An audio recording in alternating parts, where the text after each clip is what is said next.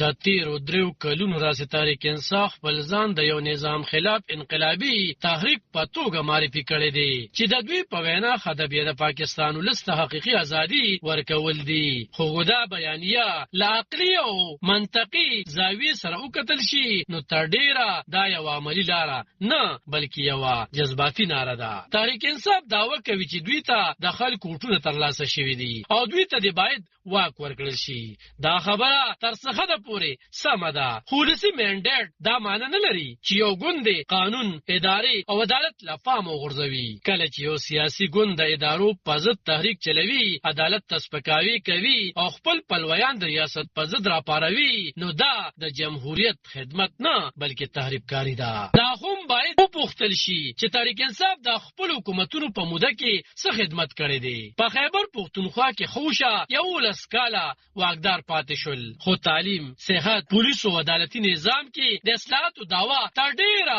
تشه خبرې ثابتې شوي. برعکس د دې چې د صوبې امنیت ورځ تر بلې خراب شو، د ترهګرۍ پې زیاتې شوي او ځوان نسل لا هم د بېروزګارۍ ښکار دی. تحریک انصاف د خپلو ناکامو پټولو لپاره یو بل روایت هم رامنځته کړی او هغه دا چې ګوند له بین الاقوامي سازش سره مخ دي. دا ډول بیانونه د ولسي شعور د خرابولو یوه خاصه ده. په ځای د دې چې دوی خپل سیاست، پالیسۍ او تېروتنې وڅېړي، خو د دوی خرڅ د سازشونو د دایرې نه تاویږي او دا سیاست نه بلکې فریب دی. تر ټولو خطرناکه خبره دا ده چې تحریک انصاف د خپلو پلویانو ذهنونه دومره اغېزمن کړي چې اوس دوی ته قانون، اخلاق او حقیقت بې معنی ښکاري. دوی یوازې هغه خبره مني چې له بنیګاله یا زمان پارک څخه وشي او هر څوک چې اختلاف ولري هغه ته د غدار یا د نیوټرل لقب ورکوي. سیاست باید د شخصي پرستۍ نه بلکې د اصولو په بنسټ وي.